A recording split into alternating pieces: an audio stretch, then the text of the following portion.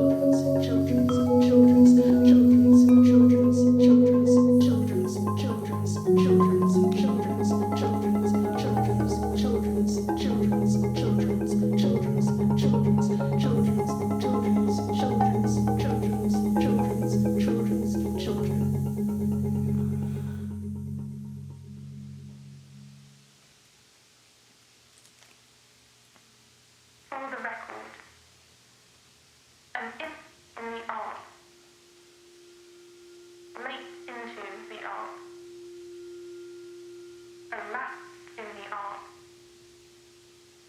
All to dare, glimpse in ear, a lantern glimpses into the dark, a lantern glimpse shining through the dark trees.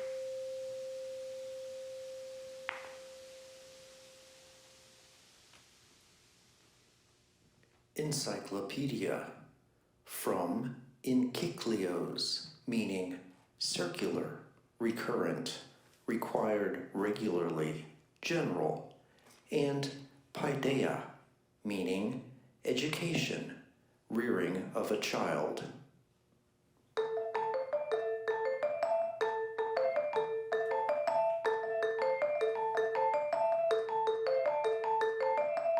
Dickinsonia.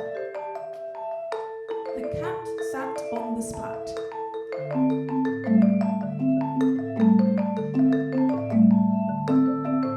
Stromatolite. The mat upon which sat the cat.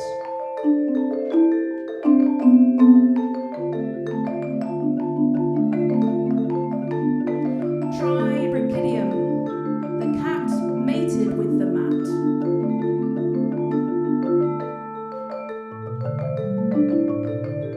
Corona calina acula. Let the cat out of the sack.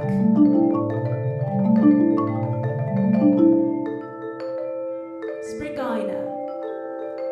The tail before the cat. Trepticnus. A cat forgot his hat. Albemarez. Attack, beware hazmat. Charnia. A crate of flattened slats.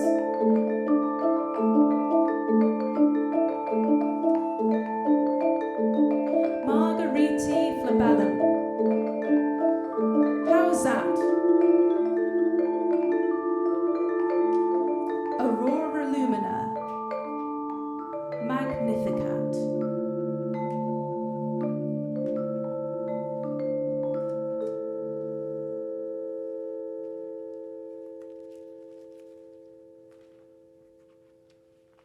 Raking light. A paintings conservator lighthousing her special torch across the frozen sea surface of a masterpiece, picking out retouchings, old weaknesses. A paleontologist coaxing into line the low March sun and the suspended seabed, interpreting subtle impressions of holdfasts, ancient life litter.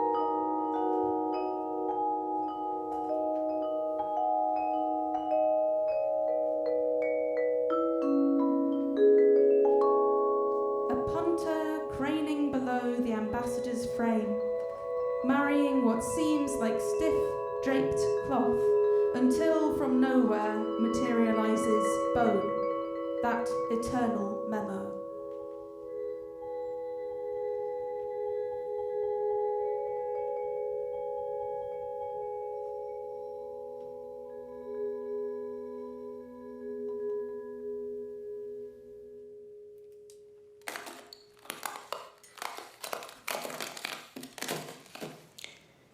Tell all the truth, but tell it slant.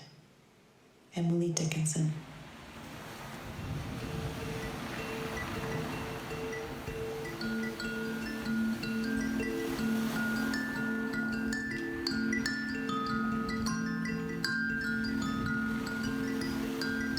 Weird space, lunar rock where fingers moonwalk under low-slung light.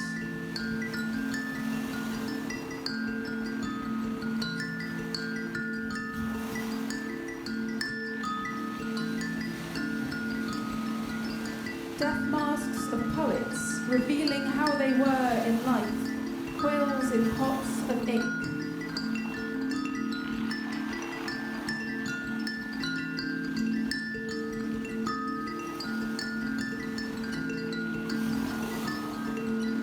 Mott's and Bailey's long since siege, the moats dried up, the swans and fishes dead.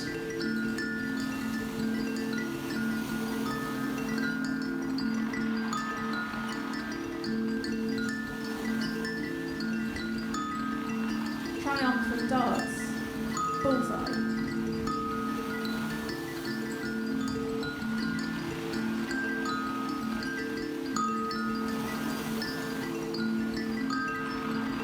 Arrows pointing to what killed them or where they were headed.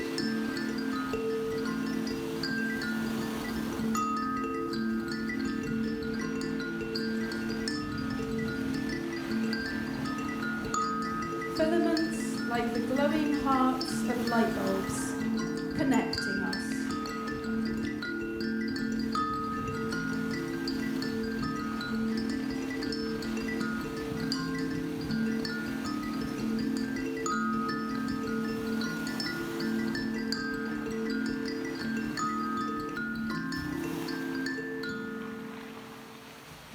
You always have a green light that burns all night at the end of your dock.